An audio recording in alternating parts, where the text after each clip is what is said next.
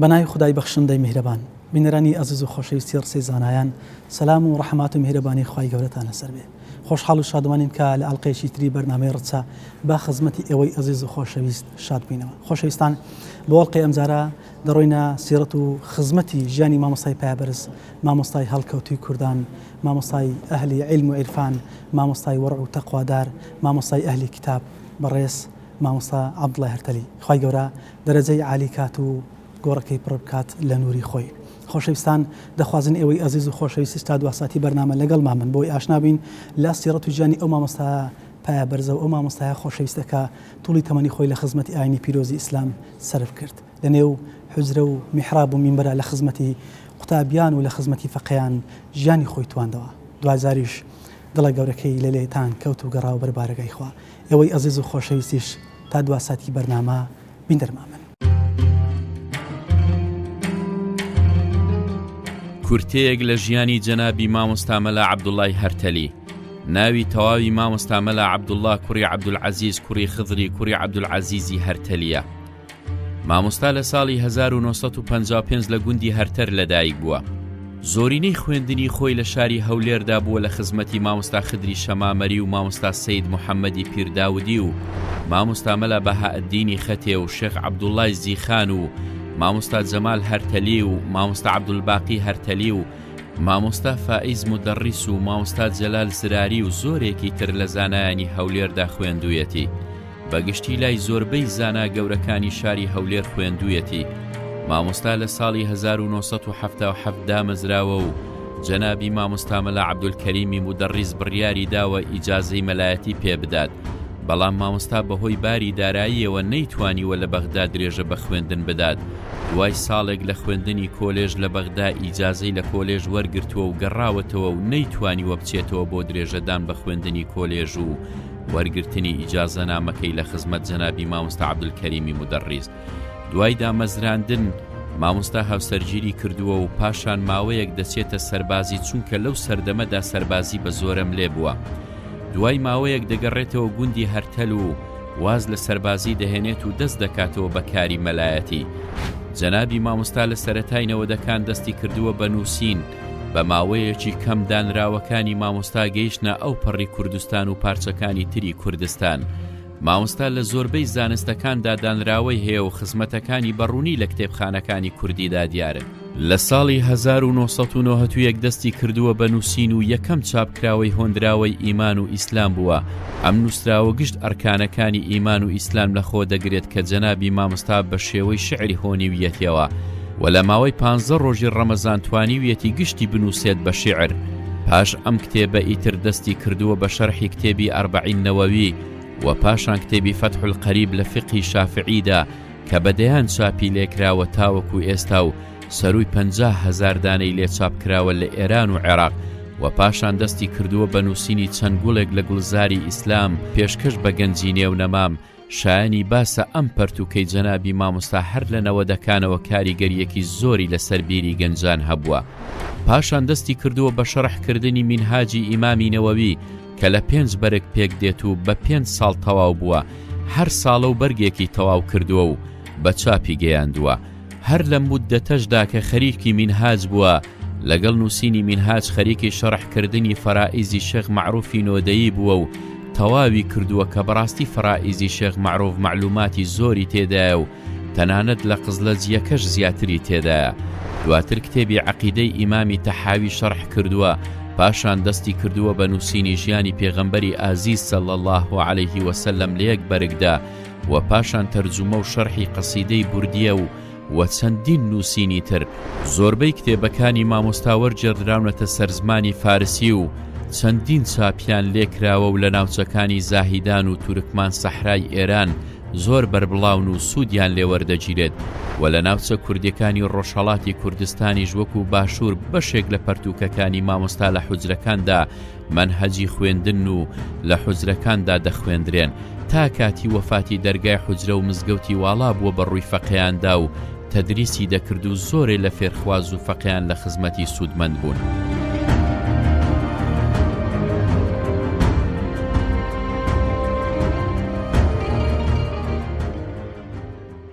بەڵێ بینەرانی ئازیز و خۆشەویستی ڕسەی زانایان دووبارە سەلام و میهرەبانی خوای گەورەتان لەسەر بێ. لە خزمەتانە بەردەوامین دەڕۆینە خزمەتی برای زۆر بەڕێز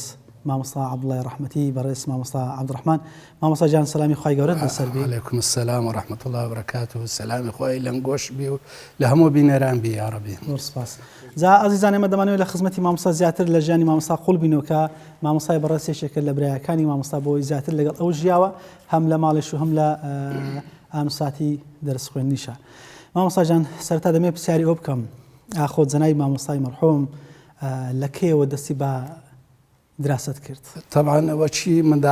چی ئەو منداڵانەی کە تازە با بڵێن دەبنە 6-7 ساڵی ئەویش هەر لە سەرەتاوە دەستی بە قورئان خوێندن کرد لای مامۆستا مەلا جەمالی و لەوێ دەستی بە خوێندن هاتە هەولێرێ لە مەعهەدی ئیسلامی دەستی بە خوێندن کرد هەتا 6 سانەوی تەواو کرد کە 6 سانەوی تەواو کرد لەوێش لە کولێی شەریعە وەرگیرا لە بەغدایە کە وەرگیرا مانگێک 2 مانگی دەوام کرد. دوایە بڕیارێک دەرچوو کە ئەوانەی خەریجی مەعهەدی ئیسلامی بن یان ئەوانە ئیمتیحان بدەنەوە ئەهلیەتیان هەبی لە بۆ ئیمامەت و خەتابەت تاعینیان کە حکومەت ئەویش هات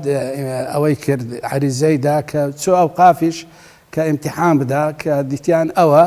گوتیان بە تو ئیمتیحان ناکەینەوە بەبێ ئیمتیحانی ئەویان تاعین کرد. لەبەرچی؟ لەبەرەوەی ماشەڵڵا زیرەک بووە الحەمدولله خوای گەورە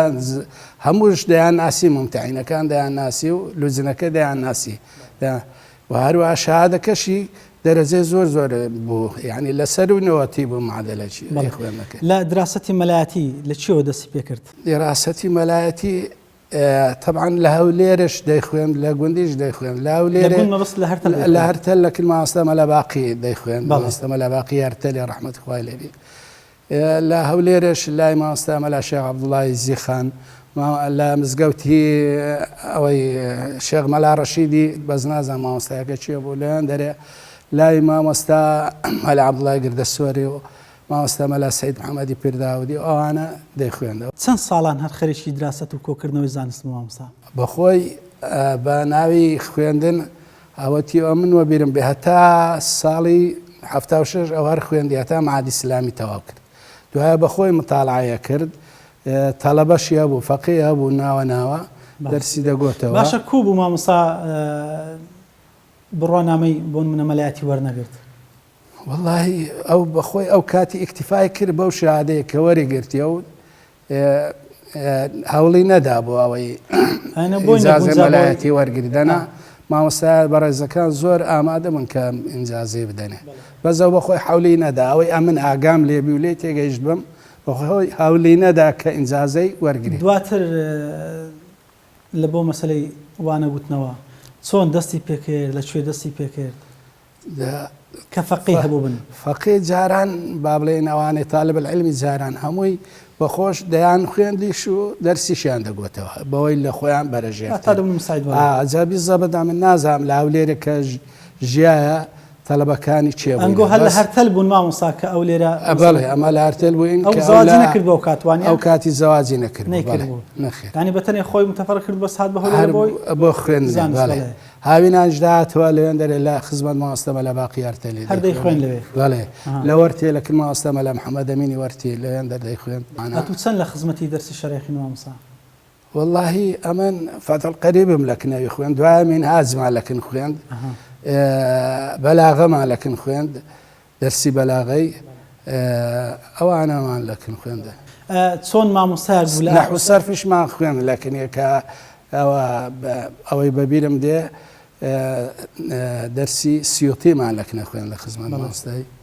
ئەو کاتی. جەنابی مامۆستا بۆ نمونە کاتێکە لە خزمەتی دادەنیشی بۆوانە خوێندن چۆن مامۆستایەک بەگەر باسیکەی؟ وەڵڵاهی خەڵک هەر خواخوای بوو لەکنەوەی دابنیشی دەرسێ بخوێن. لەبەرچی؟ لەبەرەوەی ڕووی خۆش بوو دەرسەکەی وەشەوق دەینا خەڵکی ینی زیاتر ئیستفادەی لێ دەکرد لەبەرەوەی زۆر بە شەوق و زەوق بوو لەسەر دەرسی. دەیانگوت مامۆستای ڕەحمەتی مامۆستایەکی توندا. بەڵێ توندەکەی لە چ بوو؟ توندەکە ئیلا لەبارەی شەرعی بوو لەبارەی دینی ئیسلام بوو لە پەرۆشی دینی ئیسلام بوو دانا لە سەرخۆی و بەرامبەری خۆی کە دەرسمان دەخوێن ئەم هیچ تووڕە یەکەم پێوانە دیدم. بەڵێ بۆن منە لەو مووقیفانێکە لەسەر بۆ حەڵاڵ و حەرامیان هەر شەشی دیکە لەسەری بەجواب بوو بۆن منە توانێت گەلمانی باز والله یعنی لەسەر مووقیفی شەرعی زۆر ئەوە بووە زۆر حەریص بووە بەڵێ زۆر حەزی لە چ بوو مامۆستا بۆن منەوەی کە پێی خۆش بوو هیوایەتی هەبوو لە دنیاە والله هیوایەتی هەبوو ئەوە ئەو دینە بگاتە هەموو کەسێک لێ حاڵی ببی لایرە بەراندێش خۆی مادی کرد ئەو کتێبی شەرعی و عەقیدە و ئەوانەی هەموو کردەوە کوردی ئەگەر پێڕاگەیش بە لەوانە بوو زیاتر خزمەتی دینی ئیسلامی کرد بە کوردی بۆیە حەزی لێ بۆ ئەمە کەسێک مامۆستا بەوە ڕانەوەسە کە بەردەوام لەسەروانەوتنەوە کتاب گەلێکی نووسین بەڵێ جاگەر بەڕێستان ئیجازە بفەرمون بێکەوە دەڕۆنە خزمەتی کتابەکانی فەرموون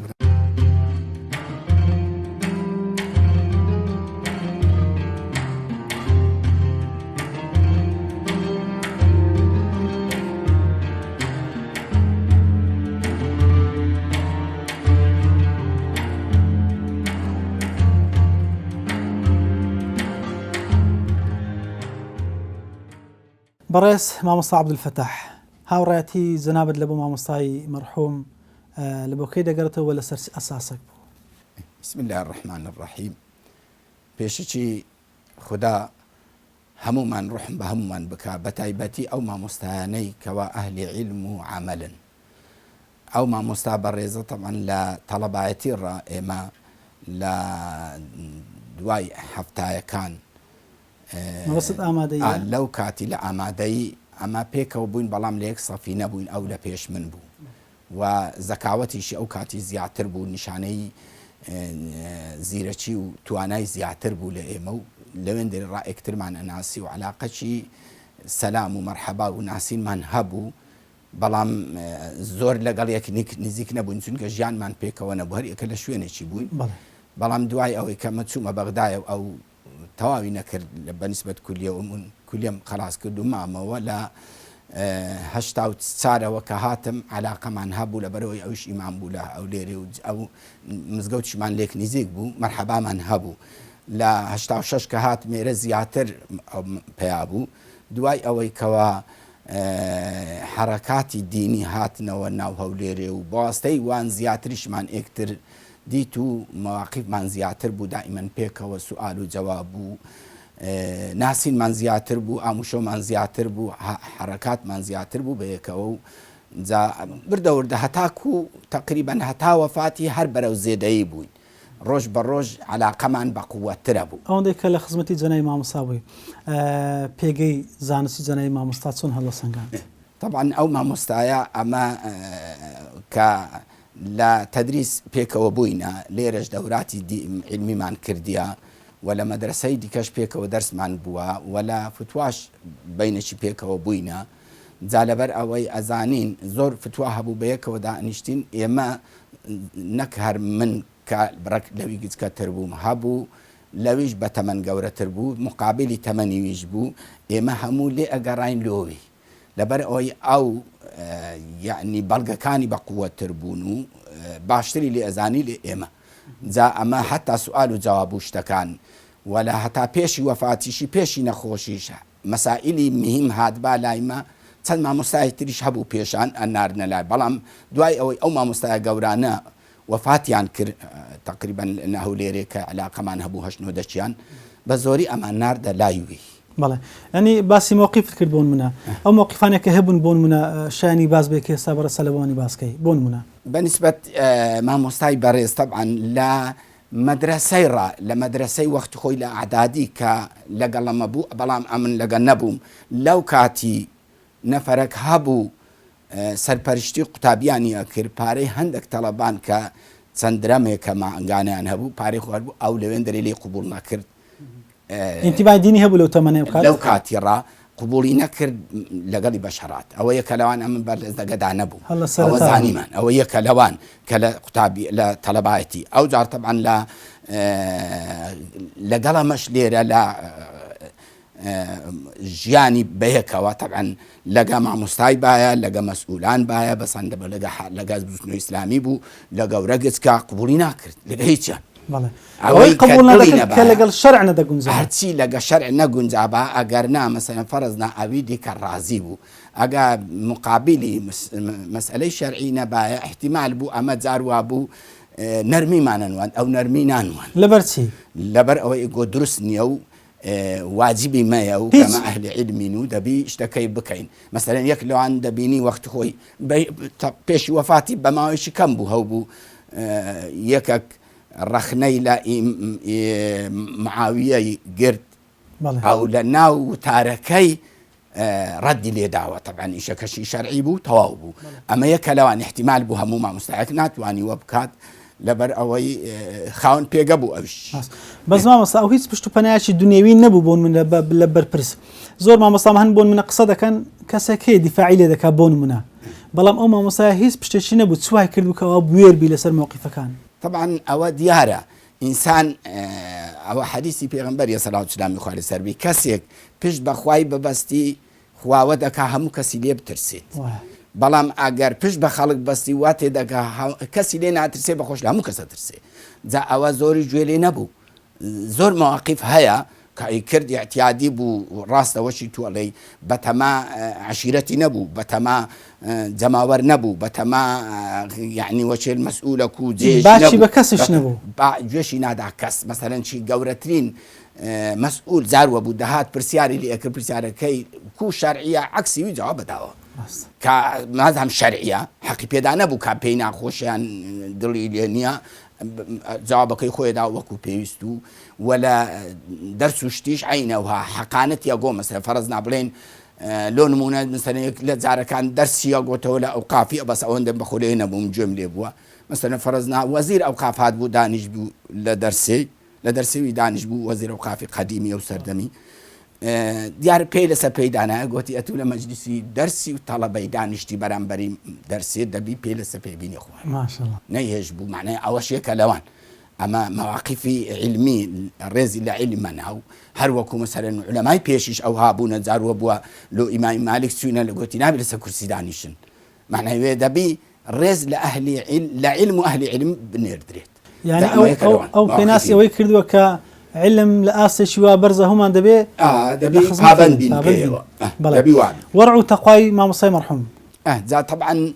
ئەوەی ئەمن تێبگەم طبعا هەموو شتێکی ئینسان هەمووی نازانی بەس ئەم لە ناو دڵی و دەرونی ئەوەندەی کە لەگەڵی لە ناو دڵ و دەرونی من طبعا واجباتی خۆی قەت واجباتی نافۆتاند مەسەلەن سنەتە مهمەکانیشی زۆربەیە کردن جا خۆی دەبی لەوەی مهمتر ئەوەیە چونکە دەڵێ ئەهلی علم عالم دەبی دائیمەن پێگەی علم بپارێزیت نەیباتەکن ئینسانیش ناشایستە و دەبی کارێوە نەکا کەس زەرەر بە عیلمەکەی بگەینی و هەروەها دەبی واجبات و شتە شەرعیەکان بکە ئەوانەی هەموو ئەکرد چونکە دائیمەن علەمایان دەڵێ یەغار ئەهل العلم على أن يعلموا من هو غير أهل للعلم يكشي دبي أو ها غيرتي أن هبي حتى درسي بوك سينال إنك بكالك شايستا نبي أو شي بكاردينا احتمال أما هم زار وين نفر هي زور تنبلا هيتي فيرنا يعني هيا لدلي مشنيا ردنا كينو أو أجزاني باي بكالك ناي تنك لبر أوي أهل علم وكو مقدمي سبحان لو ملت أجر أهل علم پاش گەزبوونەوە لە ئیشەکەیان تاسیر لە میلەتی ئەکات هەر وەکو پێشەوای سوپا ئەگەر فەرەز ناشکا خەلفیەکەش هەرشێت جا لەبەرەندی ئەو ئەهلی علم دەبی وابن شەیاطینەکانیش هەر لە دوو ئەوەینە ئەهلی علم و ئەهلی فەن و ئەمیر و داعی و ئەوانە هەڵفرێوێنن بە هەر جۆرێک هەبی طبعا ئەو سەباتی هەبوو ینی مامۆستا لە پێشی بڵێن انتفاضي وباشي انتفاضي وباشي نماني حركي قوتي حركات إسلامي أو هلا سيكتبي عدبو نقول رأي لا سات طبيعتها تا وفاتي كردو هرب عزتي شو وفاتي كرد يعني دكري مامۆستا پێ بڵێ کە جەنای مامۆستا تا وفاتی فەرموو کەسێک بوو کە لەسەر دینەکەی خۆی بە موقی بوو پەیامەکەی خۆی وەکو خۆی گەیاند بەڵێ حتا بحقيقة وبو وەڕاستی شوي كرد حتى مثلا فرضنا دەبینی لە کاتی کە ئەو نەخۆشیەی گرت ئەوە ماڵیان ئەزانن زیاتر بەڵام ڕازی نەبوو حتا دەرزیشی لێ بدەن کەوامووەکانی گوتی دەبێت بەور دێنێەوە بچمەوەکن خودای مثلا نەویست ئێستا کە عالم ئەچی مەتحێ مەسەرەن فەرزنا مامۆستا عوتەیمینە نازانم ئەوانە ئەکەنەڵێن وەڵاوی نەکرد کاکە ئەوەش قبولی نەکرەوە ئاگان لێیە نەهێش گوتی باڕدێنم تێک نەسیردێنەکەی خۆی نەگۆڕی و بەردەوام بوو و ئەو بەردەوامیەش و ئەو مەوقیفانەشی نەکوژراخۆ باش هەر بە مردنی خۆش مرد معناوێ ئێمە بمانگرێت بە تایبەتی مامۆستا چونکە ئیمامی مالیک لە جەیەک مەوقیفەچکەی هەبوو لە ڕووی تەقوای تازەن گوت لە فتوا دائیمەن دەرەجە یەک ئەی وەرەگرت لەبەرەوەی ئیمامی مالیک دەفەرمیت کە لە مامۆستای خۆی وەرەگێڕیتەوە دەڵێ هەندێک مفتی هەنا لە دزان زیاتر پێویستە سیزن بکرێن چونکە نابی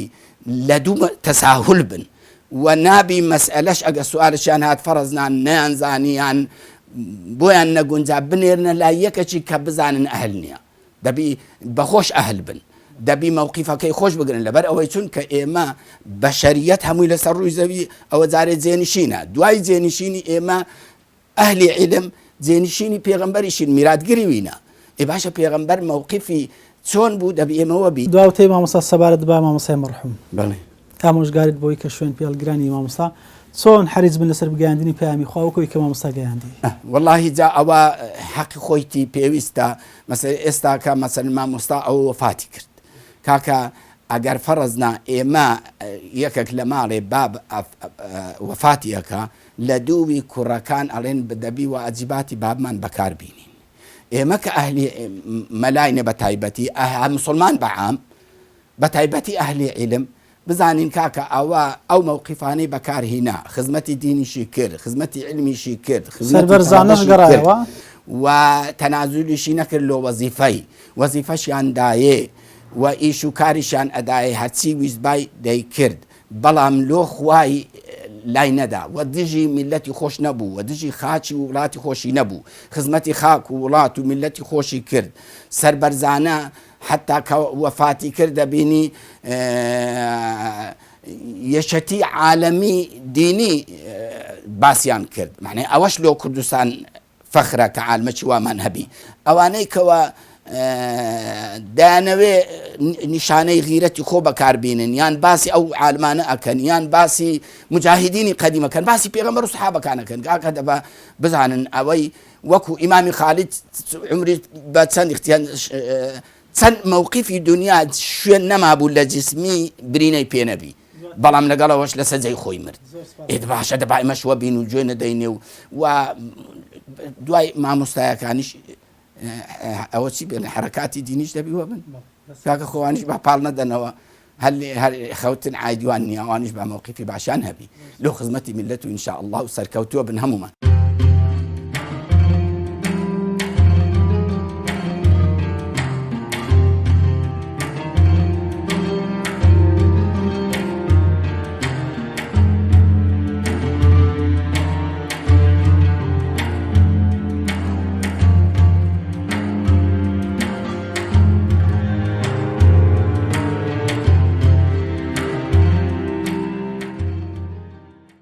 بەڕێز مامۆستا مەلا مەهەدای پیا بەڕێستان هەم قوتابی جەنابی مامۆستا بوون هەم هاوڕێکی ژیانی بە ژیانی ئەگەر لێت بپرسین چۆن وەسفی جەنابی مامۆستا دەکەی بسم الله الرحمن الرحيم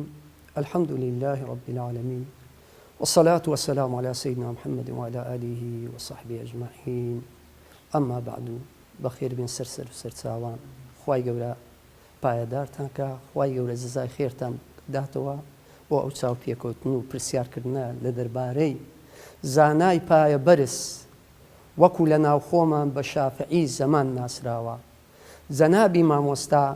لە ڕووی زانستیەوە بەڕاستی بەم وەسف ناکرێت بەڵام ئەوەندەی لە خزمەتی مامۆستا بوومە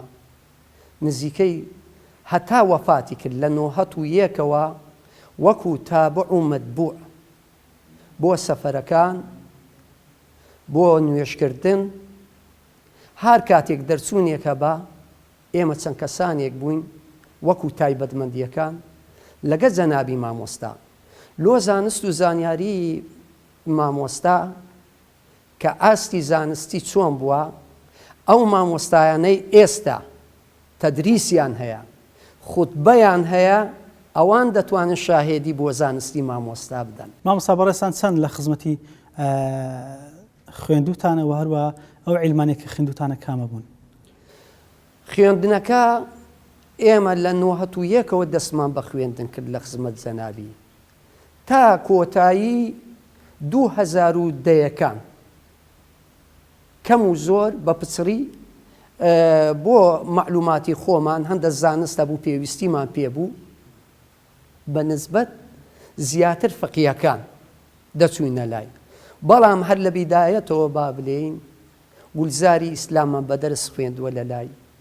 عەقیدەی ئەهلی سونە بەدەرس خوێندومانە، عەقیدەی تەحاوی، فتح القەریب، منهاج الطالبین، ڕیاض هەمووشی الصالحین. لەسەر کتابەکانی خۆش شەرح دەکرد مامۆستا ها؟ ڕیاض الصالحینی بەخۆی نەبوو لەسەر ئەوەی ابن کەثیر شەرحی دەکرد. تەفسیری جزء عەمە هەر بەخۆی لە سەبوورەی دەنووسی بە دەستخەتی خۆی، ئێستاش بە دەستخەت نووسیومانە تەفسیری جزء عەمە بە کاملی. مامۆستای بەڕێز قبری پڕنور بێ، خوای گەورە بە فیردۆسی ئەعلا شادی بکە، لە خزمەت جەنابی مامۆستا خوێندومانە کەمێک لە فەرائیز، نەحو، سەرف ئەو دەرسانەمان لە باسی تابع مەتبوعت کرد مامۆستا. هەز ناکێت و هەم لە شکلیش و هەم لە هەڵسوکەوت و هەندێک لە قسەکانیشت تابعی مامۆستایە؟ بەڵێ زۆر کەس وە دەرێ جاروە بووە وەڵڵاهی چوای کردێ بۆ نمونە و ئاوا معجزب بوون هەبە و کە ئاوایی یان ئەوە تا هەر فترەتەن خۆت ئاوایی؟ نەوەڵڵا نەوەڵڵا لەو کاتێک کە چوومە خزمەت مامۆستا خوای تەبارەک وەتەعالا خۆشەویستی ئەو مامۆستای خستە دڵم، یعنی فی الضەڕاء والسەڕاء لە گەریبم. هەڵس و کەوتەکانی لەبەرەوەی زۆر لە خزمەتی بوومە زۆر کەس پێم دەڵێ سوبحان الله لە قسەکردنت، لە وتاردانت، حتا بگرە لە سیما مامۆستای وا هەبووە مسافحەمان کردیە مامۆستا دوایە تێڕامایە زانیم بەسەهوو چووە وەی زانیوە ئەم مامۆستا عەبدوڵڵا هەرتەلیمە. حتا یەکێ لە مامۆستا بە تەمەنەکان چاک و چۆنی لەگە کردم لە بازار، گوتی مامۆستا لە پێش چاوم لاواز و بچووک بووی، زانیم مەبەستی مامۆستا عەبدوڵڵایە قبری پڕنور بێت. گوتم من خزمەتکاری مامۆستامە، مامۆستا عەبدوڵڵا نیمە. مامۆستا هەم شکلیشت هەم ئەدای قسەکردنیشت لەو دەچی. لەبا ئەو محەبەتە بووە، لەبەر مەوقفەکانی بووە. مامۆستا بە حەقیقەت مامۆستا کەسێکی زۆر زەریع و بە مەوقیف و بوێر بوو. دەکرێت مەوقیفەکانی مامۆستا ئەگەر لە یادبی لە بۆمانی باسکەی بۆ نمونە؟ بۆ نمونە مامۆستا مەوقفی زۆر بووە، هیچ هەمووی لەسەر دین بووە، بە لە حەزا بە داوەموەیەک مساواتی لەسەر دینی خوا نەکردووە، حەق بێژ بووە،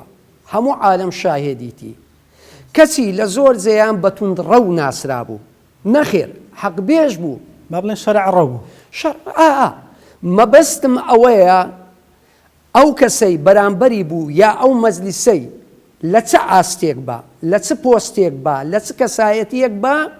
مامۆستا لە ڕوانگەی شەرعەوە قسەی خۆی هەبوو، حسابی بۆ نەدەکرد. بۆ نمونە لەو ڕووداوانە جارێکیان لە مزگەوتی تەعزیل بوو، مانجی ڕەمەزان بوو، تەعزیەیەکە بوو ئی کوورەچیەکان، منیش لە خزمەتی بووم، بەردەوام وەکو گوتم لە خزمەت مامۆستای بووم، دەرسم هەبان نەبا دەچوومە خزمەت مامۆستای. دانیشت بوو وەکو محازەرەکی لۆ ساحێب تازیە و لۆ دانیشتوان دەدا. لە ناکاو ئەفەندیەک گەنجێک لە تەمەنی 30 ساڵێک دەبوو، سوبحان الله کەرەگەت بوو، چوارشانە بوو، هات بەڕادەکە لە لای دەرکەی مزگەوتەوە بوو، پەرداخەکەی دابەرێ و ئاوەکەی لۆ دەوی برد. مامۆستا محازەرەکەی بەجێهێشت، هاتە حەوشە، گوتی بەو ڕەمەزانە تەعەدا لە دینی خوا دەکەی، شەرم ناکەی، بەمەسەوێت کە حورمەتی ڕەمەزان ناگری، حورمەتی ڕەمەزان ئیهانە مەکە. کابراش شارەزای مامۆستان نەبوو، جوابی مامۆستای داوە، لەوانەیە بێئەدەبانە جوابی دابێت، بێئەدەبانە بوو، قسەکە ناژێرمەوە، بەڵام بێئەدەبی بوو بەرامبەر مامۆستا. مامۆستا خوا ئافووی کە محەجەرەیەک هەبوو لە با حاشاشی کەوش و پێراوەکان نێتە سەرفەرشەکە بازەچیدا بۆ کابرای ئاوخۆرس و خۆی تێڕوو کرد ئێمە باوەڕ بکە بە 3 نەفەران نەمان دەتوانی لە بن دەستی مامۆستا دەری بین. لەسە دینی خوا زۆر بەجواب بوو. جارێکیان ئاوا مەمنوع بوو دەرسەکان لە نۆهەتەکان بوو، دانیشت بووین حەلەقەی دەرسمان بەستا بوو ڕیاض الصالحینی پێدەدەین. یەکێک هات گوتی کاوەرە، ئەویش گوتی دەرسم هەیە، گوتی ئاخە ئەم پیاوی حکومەتم، گوتی تویشت بە منوع هەیە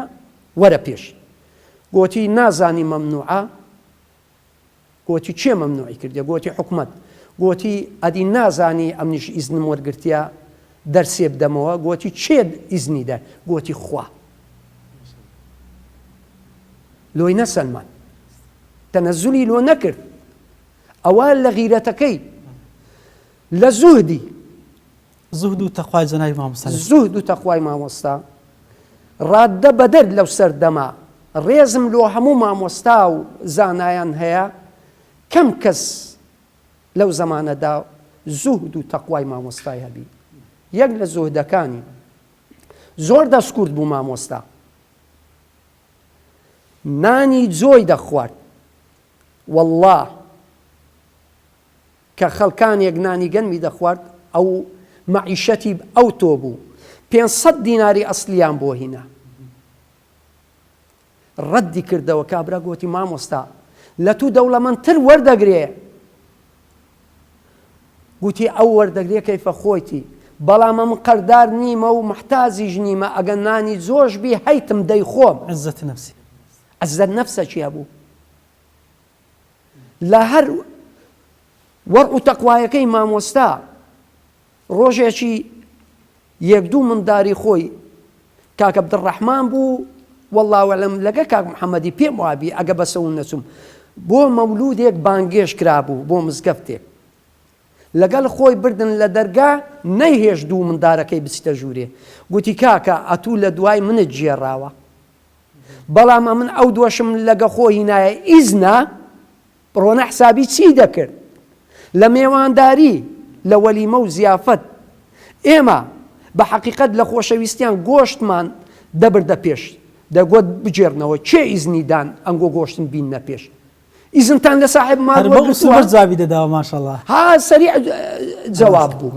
یعنی ئەوەی لەکن نەبوو لە شەرعی خوا برایبی کەسێکی لە بەرز بێ، یعنی بڕەچی مراوەغەی لەگەڵ بکە، بڕەچی لا بدا، ئەوەی لەکن نەبوو مامۆستا. ئەوەی کە لە یادت مابێ بۆن منە لە ژیانی ڕۆژانی خۆت جێبەجێکەی لەو مووقیفانەی لەو هەڵوێستانەی لەو ئامۆژگارەیان جەنابی مامۆستایی، هەتا توانی بم ئامۆژگاریەکانی مامۆستا مووقفی مامۆستا وەکو مامۆستا بم، هەتا پێشم توانی بی خەڵکی منتیقە شاهێدن زۆر جار پێم دەڵێن مامۆستا تۆ ڕەقی، ئەو سیفەتەی مامۆستام هەبی، ئەگە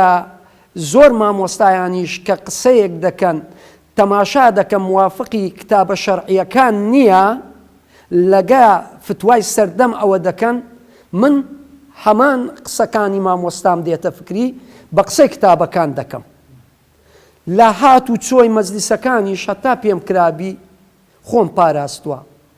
لە وەرع و تەقوایەکەش هەموو دەزانن، حتا ڕەمەزانان باسی زەکات دەکەین کە دەچمە سەر مینبەر باز دەکەم من لۆ زەکات وەرگرتن ئەو قسەیە ناکەم، زەکاتیشم پێناچی وەریش ناگرم، هەمان قسەی مامۆستا دەکەم.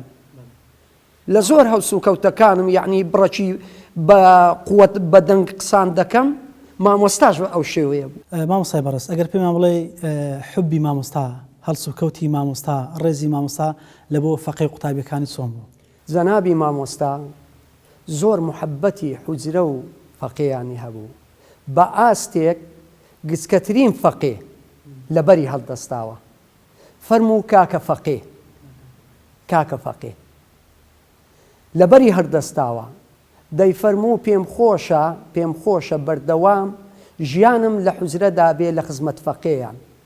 دەیفەرموو هەر کاتێک کە فەقێیەک دەبینم وا هەز دەکەم سەحابەیەک دەبینم مەبەستەوەی کە ئەهلی علم زۆر محبوبە لای زۆر زۆر زۆر زۆر لای بەڕێز بوو دەیفەرموو زۆر یارمەتی فەقییان بدەن زۆر ڕێزیان لێ بگرن لەبەرەوەی طالیب العلمن جەنابی مامۆستا بەردەوام حوزرەکەی ڕازاوە بوو بە فەقییان ینی بۆ مانایە کە زۆر شەیدا و بۆی کە ئەو پەیامێک کە پێ بوو بیگەێنی وەک خۆی بەڵێ بەڵێ هەتا ئەو دوایەی بێهێز بوو کە کاتی بێهێزیش بوو خەمی فەقییانی بوو والله دەیفەرموو دەرسی فەقییانم ڕۆیی بەو شێوەیە بوو محەبەتی مامۆستا لۆ طالیب العلم کە بەڕێیانی دەکرد هەتا دەرگە دەچوو چەندیان تەکلیف لێ دەکرد مامۆستا بێ ئەدەبیە دەیفەرموون نەخێر کابرایەکی بێ نەفس بوو بۆ خوا نەفسی نەبوو بڵێ من مدەڕیسم من مامۆستامە من زانامە من ناوبانگم هەیە ئەوە نەبوو زۆرترین ئامۆژگارەکان لە بۆ فەقیەکانی چ بوو مامۆستا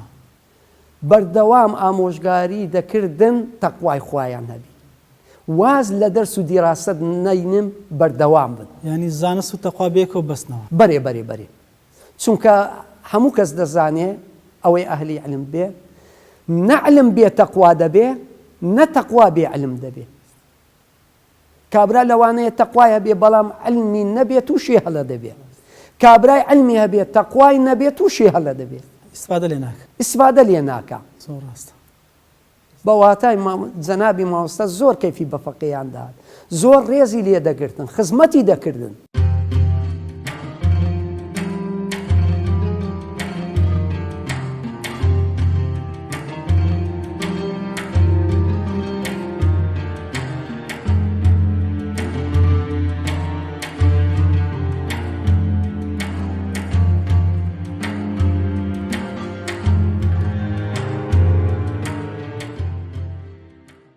دەکرێت پێمان بڵێ بەڕێستان چۆن بوو کە مامۆستاتان هەڵبژارد بۆی کە ماسەر نامەکە لەسەر ژیانی ئەو بنووسن گومانتیانی مامۆستا عەبدوڵڵا هەرتەلی یەکێکە لە زانەهەرە پایابەرزەکانی هەرێمی کوردستان و یەکێکە لە زانەهەرە دیارەکان لە هەرێمی کوردستان و خزمەتێکی زۆری بە بواری شریعەت و بە بواری عەقیدەی موسڵمانان کردیە پاش وفاتی مامۆستا یەکەم شتێک کە بیرم لێ کردەوە ئەوە بوو کە بتوانم ڕسالەیەک لەسەر ژیانی مامۆستا عەبدوڵڵا هەرتەلی بنووسم هەم لە تەمەنی ژیانی خۆشمدا چەند ساڵە لە خزمەت مامۆستا عەبدوڵڵا هەرتەلی تەڵەبە بووم ویستم وەکو وەفاک خزمەت بە مامۆستا عەبدوڵڵا هەرتەلی بکەم ئەو خزمەتانی مامۆستا هەرتەلی پێشکەشی کۆمەڵگەی کردوون بە شێوەیەکی ئەکادیمی مەش پێ پێشکەشی زیری داهاتویان بکەین ئەوەندەی کە خەریکی ئەو ماسەرنامە بووی ئەو ئاستانگانی هاتنە پێش چی بوون ئاستەنگەکان زۆر بوون لەو کاتی دەستمان بە نووسینی ڕسالەی کرد مەسائلی کۆڕۆنا و نەخۆشیەکەی بەربڵاو بوو نەمان دەتوانێت وەکو پێویست سەردانی مامۆستا و دۆست و ڕەفیقەکانی بکەین بەڵام ئاستەنجی هەرە سەرەکی ئەو بوو مامۆستا هیچی بەخۆی لەبارەی ژیانی خۆی نەنووسی بوو هیچ کتابەکی لەبارەی ژیانی خۆی نەنووسی بوو هیچ مقابلەیەکی تەلەڤیزیۆنی یاخود ڕایدۆی نەبوو بۆی کە ئێمە پشتی پێ بەستینەوەنە بۆی ئەوە زۆرمان دیکردین تا ئەو معلوماتی پێویستە بە ژیانی مامۆستای لە خزمەت مامۆستان کۆکەینەوە سەرچاوەکان چمون کات و پشتان پێ دەبەزیات زیاتر ئەو سەرچاوانەی کە ئێمە پشتمان پێبەستێ لە نووسینی نامی ماجستێری ئەو بەرهەمانە بوون کە مامۆستا بەخۆی نووسنی پاشتریش مقابلەکردن بوو لەگەر ئەو کەسانێک کە لە قۆناغی فەقیهاتی لەگەر مامۆستای خوێندنیان کردیە و یاخود لە قۆناغێک لە قۆناغەکانی ژیان لەگەر مامۆستای ڕەفیق بووینە معلوماتەکانمان بە شێوەی مەیدانی خڕای کردو لەسەر ژیانی مامۆستا جگەرەوەی کە بەڕێستان لەسەرتان نووسیون بەڵام لە هەمان کاتیشا قوتابی ئەو بوون چەند ساڵ لە خزمەتی بوون لە ساڵی 2002 تا 2005 قوتابی مامۆستا عەبدوڵڵا هەرتەلی بووین چەند ساڵێکی لە خزمەتیدا بووینە و هەمیشەی بەردەوامیشم هەبوو لەگەر مامۆستای هەر پرسیارێکی شەرعی هات بیتە پێش لە هەموو موناسەبەکاندا سەردانی مامۆستا عەبدوڵڵا هەرتەلیم کردی و زۆریش لێی نزیک بوومە و یەکێک بە لەو مامۆستانەی کە زۆر خۆشم ویستیەوە و مامۆستاش ڕێزێکی تایبەتی لێمە ئەگەر باسی وەسفی جەلسەی علمی جەنایی مامۆستا بکەیت مامۆستا عەبدوڵڵا هەرتەلی لە کاتی دەرزگوتنەوەدا پیاوێکی زۆر مسەیتەڕ بوو یعنی جیاواز لە مامۆستاکانی تر مامۆستا زۆر مسەڕیتەڕ بوو لە کاتی دەرس شەڕحکردندا و پاشان مامۆستا بە شەوق و بە زەوقەوە دەرسەکانی شەڕحکرد بەبەردەوامیش مامۆستا زۆر بە ئیخلاسەوە ینی دەرسەکانی شەڕحکرد مامۆستا زۆر بە حرسەوە ینی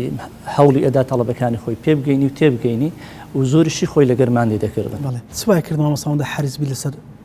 هەم لەسەر وەرگرتنی علمیش هەم لەسەر گوتنەوەی مامۆستا پیاوەکی زۆر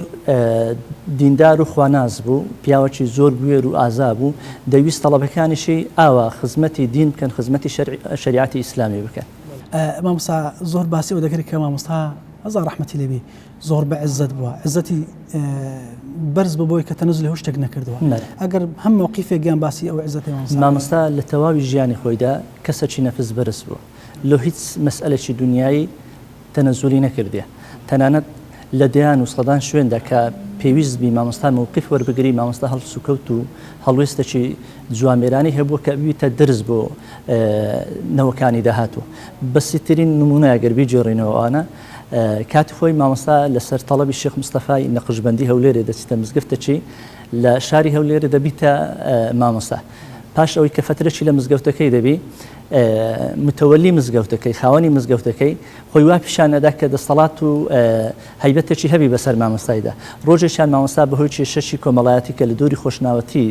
ڕووی داوە 3 ڕۆژان مزگەوت بەجێ دێری و ئیجازەی لە وەزارەتی ئەوقاف وەردەگری. لە کاتی گەڕانەوەیدا خاوەنی مزگەفتەکە بە تووڕەوی تۆزێک سەرکۆنەی مامۆستای دەکات، دەڵێتە مامۆستای بۆ ڕۆیشتی منت ئاگادار نەکردمەوە. مامۆستاش لە وڵامدا پێ فەرموو من فەرمانبەری وەزارەتی ئەوقافم، فەرمانبەری تو نیمە، لێ ئامادە نیم بە هیچ شێوەیەکی تو ئاگادارکەمەوە. لە دەرەنجامدا مامۆستا تووڕە دەبی و مزگەفتەکەی بەجێ دەهێڵی، تەنانەت قبوڵی نەکردیە هیچ کەسێک خۆ لە مامۆستای تووڕە بکەن، خۆ لەسەر مامۆستا هەڵبچێشی یا خۆ ئاوانیشان بدا کە ئەنەما مامۆستا لەژێر دەستەڵاتی بێ و مامۆستا خۆی وەکو مامۆستایەشی ئاینی پێ لەسەروی هەموو ئەو شتانە بوو. بەڵێ ئەو رسالە ئیبڕێستانە کە لەسەر ژیانی جەنەی مامۆستا نووسرا، حتمما لەمە زیاتر لە دوی بە دوای داچوونی لەوەی کردووە. ئەوەندەی کە پرسی و تا مامۆستایان کە نزیک بوونە لێ وەرع و تەقوای مامۆستا لە چ ئاستێک؟ وەرع و تەقوای مامۆستا عەبدوڵڵا هەرتەلی لە قیمەدا بووە. من شک نابم ینی کەسێکی تر بەوەندەی مامۆستا حەزەری کردبی لە مەسائلی حەڵاڵ و لە مەسائلی حەڕامدا، بە تایبەتی مامۆستا هەر لە قۆناغی ژیانی لە قۆناغە سەرەتاییەکانی ژیانیدا هەتا بە ئێستا ئەگە زۆر خۆی دوورگرتیە لە هەموو ئەو شتانێکەوە بۆنی حەڕامیان لێدێ، بۆنی شوبهەیان لێدێ، مامۆستا بە هیچ شێوەیەکی تخونیان نەکەتیە. تەنانەت ئەگەر بێت و نمونەشی باس بکەین لە ساڵی 80کان مامۆستا لە سێگۆشەی بینی ئیران و عێراق و کوردستان لە منتیقەی 5 دەبێتە عسکەر. ئەو کاتی کە لەوێ عسکەر دەبی ئامیر فەوجێکیان دەبی، ئامیر فەوجەکە بڕیار دەدا دەرێ جوندیەکان لێرە بێسحەتن، شوانێک دەبینێ دەرێ بڕۆن شوانەکە بکوژن و مەڕەکانیشی بین. کاتێکەوە شوانەکەی دەکوژن و مەڕەکانی دەینن ئەرێ ئامیر فەوجەکە بڕیار دەدا کە هەموو ڕۆژی حیوانەشی ئەو شوانی سەر ببڕن لۆ ئەو جێشەی و ئەو جوندیانە. ئەرێ لەو ڕۆژێک کە دەستیان بەسەر بڕینی حیوانەکان کرد مامۆستا عەبدوڵڵا هەرتەلی بە هیچ شێوەیەکی گۆشتی نەدەخوات. پاش ئەوەی ئامیر فەوجەکە هەست بەوە دەکات کە مامۆستا عەبدوڵڵا هەرتەلی گۆشتەکەی ناخواوانە، بڕیار دەدا دەرێ ئەو جارە کە گۆشتان هینە گۆشتەکەی لەناو مەرەگەیکە. ئەرێ کاتی مامۆستا هەست دەکات بەرێ بەسلەوەی کەوا خۆی دوور بگریوانە. کاتێککە ئامیر فەوجەکە هەستەکە مامۆستا گۆشتەکە ناخوا گۆشتەکەی لە نێو مەرەگەکەی دادێن. کاتی مامۆستا دەبینی گۆشتەکە لە نێو مەرەگەی ئەو جارە نانەکەی بە برنجی دەخوا و مەرەگەکەی هەر ناخوا، خەبەری دەدەنێ دەرێن مامۆستا مەرەگەشی نەخوات. ئەو جارە دەرێ لە کاتی شووتێکردنەکەیدا قاپێکی برنجی تێکەن و گۆشتەکەش لەناو مەرەگەکەیان و مەرەگەکەش لەسەر برنجی ڕووکەن. یەک لەو مامۆستا بەڕێزانە کە باسی کردووتی کاتێک شیویان هینا بەرێ مامۆستای لەو کاتانەدا مامۆستا دەستەچی و ڕیشی خۆی داینە فەرمووی ئەمن بە هیچ شێوەیەکی ئەو خواردنەی ناخۆم، وتی لەبەر چاوی من مامۆستا عەبدوڵڵا هەرتەلی خواردنەکەی نەخوارد، نانی بەڕقی خواردوانە، پاشتریش عسکەریەکەی بەجێهێشتیوانە. واتە بە هیچ شێوەیەکی مامۆستا تخۆنی شتی حەرام نەکردیە، شتێک بۆنی حەرامی لێ بێ، شوبهەی حەرامی لەسەربی مامۆستا زۆر خۆی لێ دەپارێت. باسی بوێری جەنەی مامۆستا دەکەن، ئەوەی کە تو دەرکت پێکردی بوێری مامۆستای چۆن؟ مامۆستا عەبدوڵڵا هەرتەلی مەواقیفەکانی دیارن. ئەو کەسێک کە لەگەر مامۆستا عەبدوڵڵا هەرتەلی ژیابی، ئەوەی سەفەری لەگەر کردبی، ئەوەی گوێی دابیتە وتارەکانی هەست بۆی دەکات کە مامۆستا عەبدوڵڵا هەرتەلی کەسێکی زۆر گوێر، زۆر دلێر، کەسێکی زۆر ئازاد، کەسێکی زۆر چاونەترس بووە. بە جۆرێک بووە مامۆستا عەبدوڵڵا هەرتەلی بەڕاستی نمونەی کەم بووینە. تەماشا ئەکەین لە هەر لە عسکەریەکەیدا ئەو کاتێکەوە ڕژێمی بەعاس ینی ترس و زۆر بووە لەسەر بە تایبەتی جەیشی لە کاتی شەڕی حەربی سەپێندراوی عێراق و ئیراندا. تەماشاکەین مامۆستا عەبدوڵڵا هەرتەلی یەکێک لە ئەو کەسانەی کە تۆپ هاوێژە دێتە خزمەتیوانە، دەڵێ ئەمە لە کاتی تۆپ هاوێشتن تۆپەکان داوین، بەڵام نازانین لە ئەو شوێنەی تۆپەکانی وێکەون ئاوە جێشی دەکەونە، ماڵ و منداڵی خەڵکی دەکەونەوە، ڕز و باغی خەڵکی تێک دەدەن، من چی بکەم وانە ئایا گونەهبار دەبم لە کاتی ڕاپەڕاندنی ئەرکەکەمدا. مامۆستا عەبدوڵڵا هەرتەلی لەو کاتە حەساسەیدا پێی دەڵێ هەر تۆپەکی باوێ هەر مناڵێک بیکەویتە بەر شەریکی قەتلەکەی و گونەهباری یەکەمیش زەنابتی وانە ئەو کاتی مامۆستا کاتێککە ئەو وەڵامی دەداتەوەوانە دەری چی بکەم مامۆستا قسەیە بڕشت بە بەسیترین بەبێ گومانی ئەو قسە گەی بە ئامیرەکەیان گەی بە ئامیر فەوجەکەیان گەی بە قائید فڕقەکەیان وانە بەبێ گومانی لەسەر ئەو فتوای مامۆستا تووشی گەورەترین عقوبە دەبووانە بەڵام مامۆستا بەبێ ئەوەی کەوا حسابی ئامیر فەوزێکی بکەیان ئامیر ڕوکنێکی بکەوانە حسابی قیامەتی خۆی کردی گوتی تو شەریکی یەکەمی هەر کاتێکی تو شەریک هاوبەشی لە قەتلەکەی لەگەر ئەوانەی کە ئەمرت پێکەن وە گوناهباری سەرچیش ئەتوویکەوە تۆپەکەی داویوان گوتبیە مامۆستایەتی چ بکە مامۆستا گوتبی لە خۆت شەوێ لە تاریخێدا فیرارکە و ئیشەکەی بەجێبێ بەڵێ باس لەوە دەکەن کە جەنابی مامۆستای ڕەحمەتی زۆر دەمارگیر بوو بە پێشەوا شافعی ڕەحمەتی خوای گەورەی لەسەر کەسێکە لە مامۆستا عەبدوڵڵا هەرتەلی نزیک بی کەسێکە کتابەکانی مامۆستا عەبدوڵڵا هەرتەلی خوێندنەوە بە وجدانەوە ئەو بڕیارە نادات چونکە خەڵک زۆر دەڕێ مامۆستا عەبدوڵڵا هەرتەلی متعەسیب بووە لە بۆ مەزهەبی ئیمام شافعی نەخێر تەعەسوب جیاوازە بەڵام ئەکرێ بڵین مامۆستا تەمەسوکەکی شەدیدی هەبووە یعنی زۆر متەمەسک بووە بە مەزهەبی ئیمام شافعی مامۆستا متعەسیب نەبووە چونکە لە کتابەکانی لەبەر ئەوە نەبووە کە لەبەر ڕێیەکانی ئیمام شافعی زۆر توندە لەسەر شەرع بۆی کە باشترینەکە هەڵژ مامۆستا عەبدوڵڵا هەرتەلی دەرچی بە شتێکی دیکە کردبوو کە خەتەری زۆرە لەسەر کۆمەڵگای ئێستا بە وادیرەکانی وە دیار کەتین لە داهاتووشدا خەتەرەکە گەورەتر دەبی ئەوانە ئەویش مەسئلەی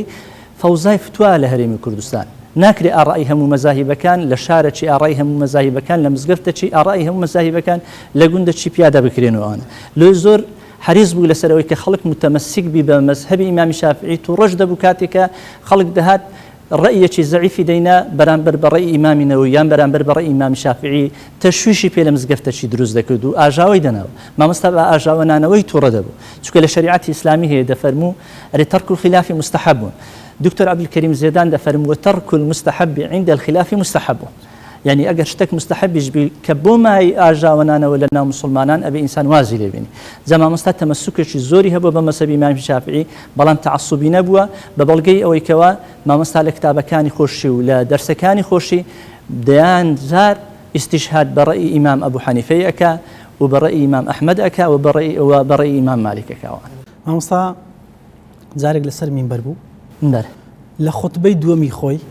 یەک هەستا نوێژی سنت بکە هەردەنا خۆت بە گوتی دانیشە کابرادەوی زانیش بە تووڕێی خۆلی کرد دانیشە گوتی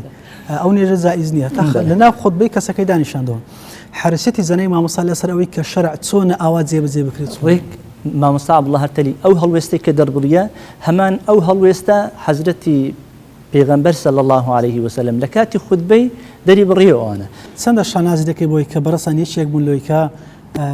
ماسەر نامەکەتان لەسەر ژیانی زەرەی مامۆستا نووسی وڵڵا ئێمە شەڕەفمەند بووین گەورە بووین بۆی کە بتوانین خزمەتێکی کەمی مامۆستا بکەین مامۆستا پیاوەکی زۆر عەزیم و گەورە بوو هیوادارین بەوەی کە ئێمە کردیتمان بمانتوانی بی خزمەتێکی بچووک پێشکەش بە مامۆستای بکەین شەڕەفمەندین خۆم بە بەختەوەرە زانم کە ڕۆژگارێکی لەسەر چۆکان دانیشتیمە لە بەرامبەر مامۆستا عەبدوڵڵا هەرتەلی دەرسم خوێندیە و خۆشم بە شەڕەفمەند و بەختەوەر دەزانم کە توانیتم نامەی ماجستێرێکم لەسەر ژیانی مامۆستا عەبدوڵڵا هەرتەلی بەڵێ ئەگەر بکرێ بوون منە شتێک لەسەر ژیانی زەرەی مامۆستا بتوێ باسی بکەین ئێمە لە یادمانە بێ وڵڵاهی ئەوەی کە دەمەوێت باسی کەم ئەو وەسیەتەی مامۆستا کە زۆر دووبارەی دەکردووە دائیمە لە وتارەکانی خۆیدا لە دەرسەکانی خۆیدا ڕووی لە قوتابیانی زانستە شەرعیەکانی کرد دەکرد دەیفەرموو ڕەجاتان لێ دەکەم قیامەتی خۆتان لەبەر دنیای خەڵکی مەفرۆشن ئاگاتان لە قیامەتی خۆتان بی لەبەر دنیای خەڵکی فەرامۆشی مەکەن ئەو وەسیەتێکی مامۆستا هیوادارم هەموو تەڵەبەکانی مامۆستا هەموو قوتابیانی زانستە شەرعیەکان ئەو وەسیەتەی مامۆستا عەبدوڵڵا هەرتەلی وەک خۆی جێبەجێ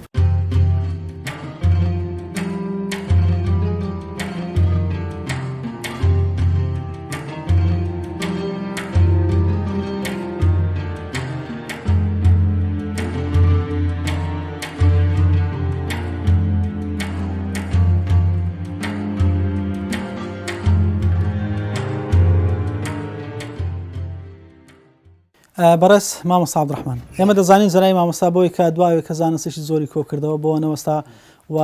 دەرس و دراستێکێک جار زۆری و فقێگەلێکی زۆر لەسەر دەستی ئەو پڕ عیلم بوونە مەلە بە معنای کەلیمە هەردیسانە بۆ نەوەستا زەنای مامۆستا دەستی کرد بە نووسین ئەگەر لە یادت بێ بۆن منە مامۆستا لە کێوە دەستی بە نووسین کرد ئەو زەبێنە سەر دەنووسەکان زەنای مامۆستا مامۆستا لە ساڵی 96 97ەوە دەستی پێ کرد یەکەم دەست پێکردنی يعني ئیمان و ئیسلام و کتابی ئیمان و ئیسلام بۆ هۆن کۆنراوە بوو کتێبەی گچکۆکە دوای شەرحی کرد یعنی ئیمان و ئیسلامە بەسی بە هۆنراوە باسەکاتن بەڵێ بە هۆنراوە دوای ئەوەل جارە هۆنراوە بوو دوای شەرحی کرد شەرحەکەشی بۆ دانا ئێستا لە ناو کتابانە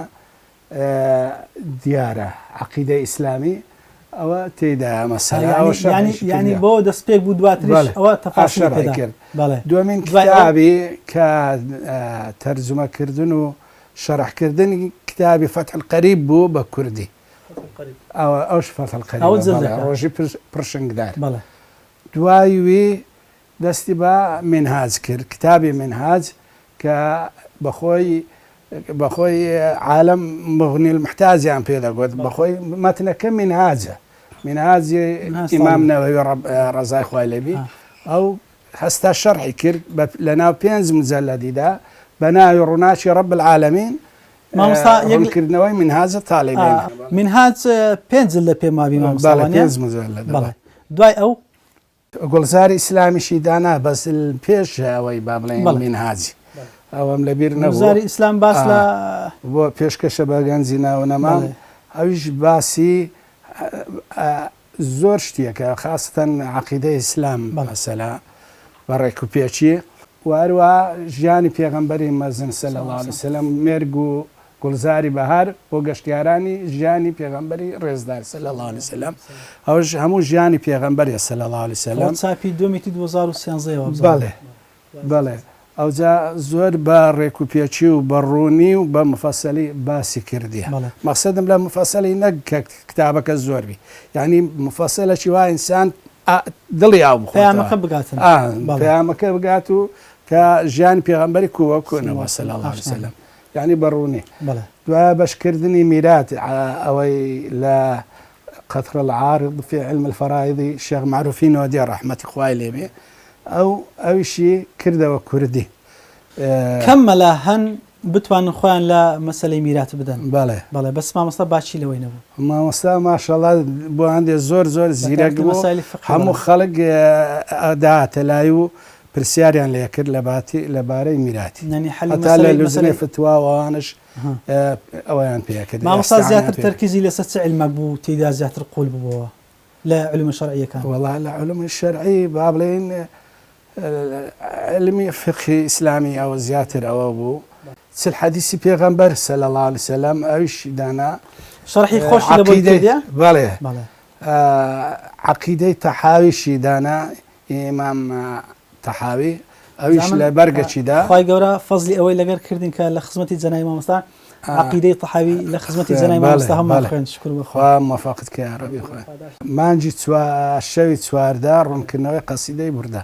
قەسیدەی بوردا کە لە مەدحی پێغەمبەری صلی الله علیه وسلم ئەویش هات بە کوردی بە شێوەی هۆنراوە داڕشتیتەوە زۆر ڤیدیۆشی هەیە مامۆستا هەر بەخۆی مەولای سەڵی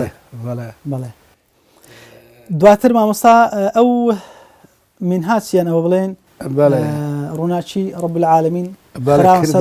سەر زمانی فارسی احتیمال هەر لەبەر ئەوە بێ لەوێ ئیستفادە لێ بکەن بەڵێ طبعاً و زۆریش ئیستفادە لێ دەکەن خەڵک لەوێن دەرێژەڕا مەسەلا دەستخۆشیان لێ کرد و پرسیار و شتیوەشیان لێگر مەسەلا با بڵێن خاستن بۆ وەختی جێژنە و شتیوە ئەگەر ئەو بیگوت بە جێژنە سبینە یان ڕەمەزانە تەواو لەسەر قسەی لەوێن دەڕات تەلەفۆنانەکە لە کوردستانی ڕۆژهەڵات مقۆیە کە بوو لەسەرەوەی کە لە مزگەوتەکان زۆر کورسی دادەندرا ئاخۆ نوێژ لەسەر بکریان نەکرێت بەڵام مامۆستا زۆر حەریص بوو لەسەرەوەی کە نەکرێت دواتر کتابی لەسەردانا یعنی پێمان دەڵێت کە نوێژ لەسەر کورسی لە بۆ نێ بیکەیت لەبەرەوەی پێغەمبەری صلی الله علیه وسلم کاتی زۆر نەخۆش بووە لەسەر کورسی نوێژ نەکرێ بەینەما کورسیش هەبووە بەڵێ دلیلی لە بندەست بۆی کە ناکرێت نوێژ لەسەر بەڵێ ئەجاوە دلیلەکە بوو کە خۆشەویست صلی الله علیه وسلم لە نەخۆشی وەفاتیشیدا نوێژی بەدانیشتەوە کردێت بەڵام لەسەر کورسی نەکردیە سنەتی نوێژ وەک پێغەمبەر صلی الله علیه وسلم صفەتی سەڵات نەبی بەڵێ ئەوش لە 2010 دایناوە خوای گەورە چۆنیەتی حەج و عومڕەیە بەڵێ حەج و عومڕەش بەڵێ دواتر ئەو عەقیدەی ئیسلامیە شەر لێرە تقریبا تەواو کرد بوون لەگەڵ ئەوانە بەڵێ مامۆستای پایبەرز بەڕێستان چەندە شانازی بۆ دەکەن کە کەڵە پیاوێکی ئاوا لە عائیلەکەی ئێوەیان لە هەرتەل هەڵکەوتووە. الحەمدولله ئەمە جێگای شانازیە بۆمە و بۆ هەموو ئومەتی ئیسلام الحەمدولله، چونکی ئەو زۆر حەریص بوو لە سەردینی ئیسلام، زۆر خەمی لەبەر بوو، زۆر یعنی لەبەر خۆی نە مەسەلا ئەگەر بۆ خۆی ویست بە ئەلحان بەخۆی لەو خانیەیدا نەدەژیان لە مەقامێکی دی. یەک لە کورتە ڤیدیۆکی هەیە جەنابی مامۆستا کە دەڵێ لەسەر با بڵێن نەخۆشە لە حاڵەتێکی وایە، دەڵێ من لەبەر ئەوە تەمەنا دەکەم، ینی ڕقی لە مردن نییە، حەزەکە بگاتە لێقەیە، بەڵام دەڵێ تەمەنم درێژی بۆی زیاتر لە خزمەتی شەڕی ئەنی دەتوانێت بڵێ کەسێک و بەڕاستی بە چاچی ژیا بە پاچی ژیا هەدەفی تەنها ڕازیبوونی خوا بوو خزمەتکردنی پامی خوا بوو. بەجددی زۆر بەجددی بوو لەسەر ئەوەی لەسەر خزمەتکردنی دینی ئیسلام. ئەوە تاجی زێڕنی جنای مامۆستا جێی شەڕەفە بۆی کە ئێمە لە کوردستان زانایشی ئەوە پا بەرزمان هەبووە، ئەو مندیلە شانی ئەوەی کەماز بکرێت بۆی ئەهلی عیلمە خوای گەورە دەرەجەی عالیکە قبری پڕبکە لەگەر پێغەمبەر و پیاوچاکان و ساڵحان و شەهیدان لە بەهەشتێ تاجی زێڕن بێخیتە سەرسەری داک و بابی، چونکی بابی زۆر حەزی لێ بووکە و بگاتە و پایە. خوای گەورە شەڕەفی ئەوەیدان کە لە خزمەتی جەنابی مامۆستا ئێمە هەر ئەو بەرنامە بکەین واروە لە خزمەتیا بخوێنین و بە خزمەتی کتابەکانی ئەو بگەین و ئینشاءڵڵا خوای گەورە لەگەڵ ئەو حەشرمان نەکات.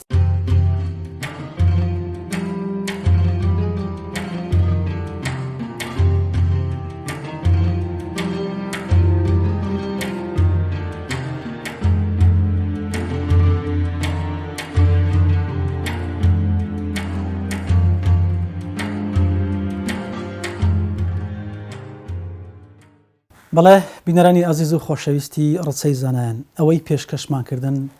تەواوی ئەڵقەی ئەمجارەی بەرنامە بوو، بەڵام بەشێکی کەم بوو لە ژیانی پڕبەرەکەتی جەنابی مامۆستا عەبدوڵڵای هەرتەلی. مامۆستا لەژێر ئەو مەندیلە و لەژێر جبەی مەلایەتی خزمەتێکی زۆر گەورەی بە ئاینی پیرۆزی ئیسلام کرد. مامۆستا ئەهلی عیرفان، مامۆستا ئەهلی عیلم، مامۆستایەکە لە خزمەتی خاک و وڵاتە خەبات تێکۆشانی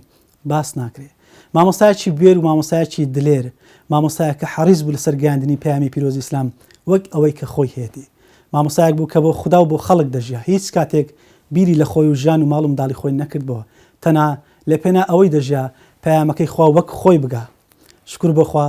کە جەنابی مامۆستا لە ساڵی 1955 لە هەرتەل لەدایک بوو، لە 2020 لە تەمەنی 65 ساڵی دڵە پڕ لە ئیمانەکەی لە لێدان کەوت و گەراوە بەربارەگای خودایی. دەخوازین کە خوای گەورە مامۆستا دەرەجەی عالی کاتن و گۆڕی پڕ بکە لە نور لەگەڵ پێغەمبەر و پیاوچاکان و ساڵحان و شەهیدان حەشری بکە، ئێمەش بە خزمەتی ئەو پیاوچاکان بگەینێ. خۆشەویستان، ئێوەش لە دوعای خێر بێبەشمان مەکەن تاکو دیدار بە خوای گەورەم سپاردن. السلام عەلەیکم وەڕەحمەتوڵڵاهی وەبەرەکاتوه.